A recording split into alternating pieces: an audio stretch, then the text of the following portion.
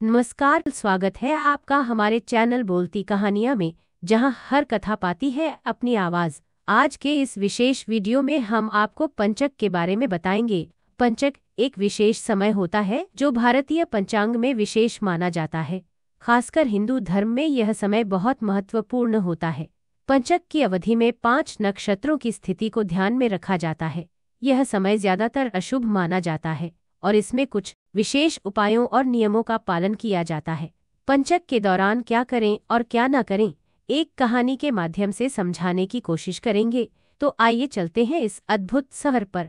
गंगा के किनारे बसे एक छोटे से गांव वृंदावनपुर में जीवन प्रकृति के लय के अनुसार बहता था। वहां दादाजी नाम के एक वृद्ध व्यक्ति थे, जो गांव के सबसे सम्मानित बुजुर्ग थे। उनकी वेद, ज्योतिष और परंपराओं की गहरी समझ के कारण सभी लोग उनकी सलाह लेने आते थे।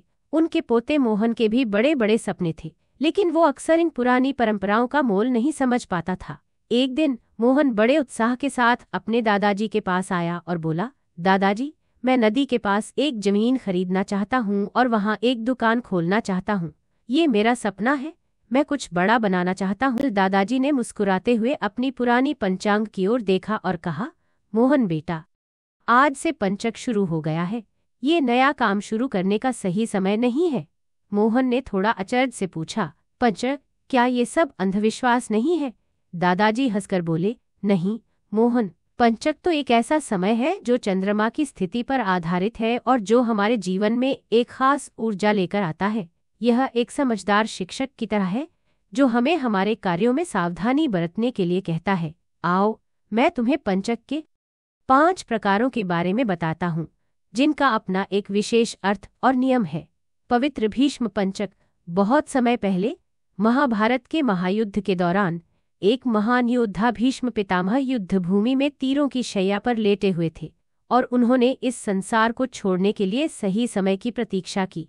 उन्होंने जो अंतिम 5 दिन प्रार्थना और पांडवों को ज्ञान देने में बिताए, उन्हें भीष्म पंचक कहा जाता है।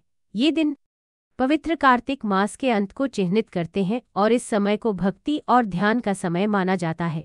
भीष्म पंचक के दौरान हम भीष्म के धैर्य, भक्ति और त्याग को सम्मानित करने के लिए पूजा पाठ करते हैं, उपवास रखते हैं, नदी किनारे दीप जलाते हैं और भगवान विष्णु की आराधना करते हैं, जिससे हमें आशीर्वाद और बाधाओं से मुक्ति मिलती है। भीष्म पंचक के दौरान क्या करें? उपवास रखें और भगवान विष्णु की प्रार्थना करें। विशेष रूप से विष्णु सहस्र नाम का पाठ करें, दान दें, भोजन बांटें और जरूरतमंदों की मदद करें। इससे देवताओं का आशीर्वाद मिलता है। भीष्म पंचक के दौरान क्या न करें? कोई नया काम शुरू न करें या बड़े पारिवारिक समारोह न करें। इस समय को भक्ति और साधना में बिताएं। कोई अधिक हलचल या उत्सव न मनाएं, क्योंकि भीष्म पंचक सरलता और शुद्धता का समय है। मोहन ने इस बात को ध्यान से सुना और शांति का एक नया अनुभव किया। शायद भीष्म पंचक का समय मैं अपने लक्ष्यों के बारे में गहराई से सोचने में लगाऊंगा, दादाजी। फिर दादाजी ने आगे कहा, एक अन्य प्रकार का पंचक है जिसे मृत्यु पंचक कहा जाता है। मृत्यु का अर्थ है मृत्यु और इसे अंत से जुड़े किसी भी कार्य के लिए अशुभ माना जाता है। ऐसा कहा जाता है कि इस समय के दौरान हुई मृत्यु परिवार में और अधिक दुख ला सकती है।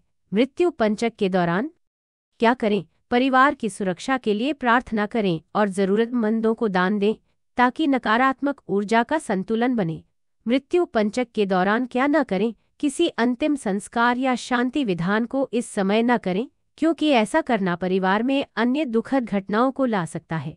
किसी नई परियोजना की शुरुआत या कोई अनुबंध साइन न करें। सही समय की प्रतीक्षा करें। मोहन को थोड़ा डर महसूस हुआ। यह सब बहुत गंभीर है, दादाजी। हमारे पूर्वजों ने इस समय का कितना सम्मान किया है। दादाजी ने फिर रोग पंचक के बारे में बताया, जो स्वास्थ्य और सुख समृद्धि से जुड़ा होता है। रोग का अर्थ बीमारी होता है और रोग पंचक के दौरान यह माना जाता है कि व्यक्ति का स्वास्थ्य अधिक जोखिम में रहता है। इस समय लोग सर्जरी या कोई स्वास्थ्य जोखिम लेने से बचते हैं। रोग पंचक के दौरान क्या करें? अपने स्वास्थ्य का ख्याल रखें और पौष्टिक भोजन का सेवन करें। हल्के व्यायाम और ध्यान का अभ्यास करें ताकि शारीरिक और मानसिक शांति बनी रहे। रोग पंचक के दौरान क्या न करें? सर्जरी या कोई बड़ी शारीरिक मेहनत का कार्य न करें। किसी भी स्वास्थ्य समस्या को नज़रअंदाज न करें। सतर्क रहें। मोहन ने गंभीरता से अपने परिवार के लिए इस जानकारी को याद किया। दादाजी ने आगे कहा, अग्नि पंचक वह समय होता है जब अग्नि तत्व की ऊर्जा अधिक हो जाती है। इस समय आग से जुड़े किसी भी कार्य को करने से बचना चाहिए, जैसे कि बड़े भोज का आयोजन या छत का निर्माण। अग्नि पंचक के दौरान क्या करें? आग के आसपास सावधानी बरतें और अपने घर की सुरक्षा की जांच करें। अग्नि पंचक के दौरान क्या न करें? बड़े आग्निक अनुष्ठान या भारी पकवान बनाने से बचें। छत का निर्माण या मरम्मत का काम न करें, क्योंकि दुर्घटनाओं की संभावना अधिक होती है। मोहन के चेहरे पर चिंता थी, क्योंकि उसके चाचा छत की मरम्मत की योजना बना रहे थे। मैं अपने चाचा को बताऊंगा कि पंचक के खत्म होने तक इंतजार करें। दादाजी ने आगे कहा, राज पंचक वह समय होता है जब राज और प्रतिष्ठा से जुड़े कार्यों में सतर्कता बरतनी चाहिए। इस समय में अधिकार, संपत्ति और प्रतिष्ठा से जुड़े कार्य करने में सावधानी रखनी चाहिए। इस दौरान कोई बड़ा निवेश करना या संपत्ति से जुड़े मामलों का निपटारा करना अनिश्चित हो सकता है, जिससे सम्मान या वित्तीय हानि हो सकती है। राज पंचक के दौरान क्या करें? राज और सामाजिक प्रतिष्ठा से जुड़े कार्यों में सावधानी बरतें। ध्यान रखें कि किसी भी प्रकार का बड़ा निर्णय सोच समझ कर लें। राज पंचक के दौरान क्या न करें? महंगे निवेश, बड़े व्यापारिक निर्णय या प्रतिष्ठा से जुड़े मामलों में जोखिम न लें। बड़े खर्चे या जमीन जायदाद के कार्यों से बचें, क्योंकि इस समय में अनिश्चितता अधिक होती है। मोहन के चेहरे पर चिंता थी, क्योंकि उनके पिता संपत्ति का सौदा करने की सोच रहे थे। मैं उन्हें बताऊंगा कि पंचक समाप्त होने तक इंतजार करें। अंत में दादाजी ने चोर पंचक के बारे में बताया, जिसे चोरी पंचक भी कहते हैं। इस समय धन हानि या चोरी की संभावना बढ़ जाती है। लोग इस समय बड़े वित्तीय लेन देन, पैसे उधार देने या मूल्यवान वस्तुएं खरीदने से बचते हैं। चोर पंचक के दौरान क्या करें? अपनी चीजों को सुरक्षित रखें और खर्चों में सावधानी बरतें। अपने वित्त की सावधानी पूर्वक समीक्षा करें और किसी भी बड़े निर्णय से बचें। चोर पंचक के दौरान क्या न करें? पैसे उधार न दें या किसी नई परियोजना में निवेश न करें। महंगी वस्तुओं की खरीद न करें, क्योंकि इससे अच्छे परिणाम मिलने की संभावना कम होती है। मोहन पंचक के इन नियमों की गहराई और व्यावहारिकता को देखकर हैरान था।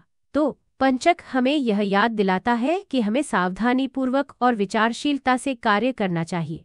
दादाजी ने गर्मजोशी से उसकी ओर देखा। बिल्कुल बेटा, पंचक हमें एक मार्गदर्शक की तरह है भी। यह हमें सिखाता है कि कब इंतजार करना चाहिए और कब कार्य करना चाहिए।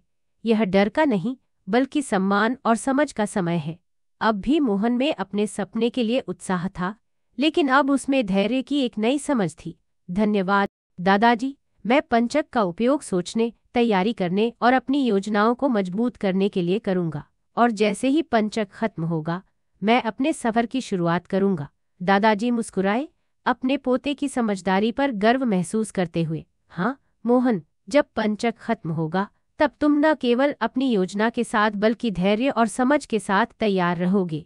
और यही तो असली परंपरा की शक्ति है। जैसे ही मोहन वहां से गया, उसने न केवल अपने सपने को बनाने का संकल्प लिया, बल्कि अपने बुजुर्गों की बुद्धिमत्ता और पंचक की गाइडेंस के लिए भी एक गहरी श्रद्धा महसूस की। और वृंदावनपुर के लोग उस रात सितारों की ओर देखते रहे, जैसे दादाजी की शिक्षा पीढ़ियों को मार्गदर्शन देने के लिए रोशनी बनकर आगे बढ़ती रही। यह कहानी पंचक के अर्थ, धैर्य और पारंपरिक ज्ञान की सुंदरता को दर्शाती है।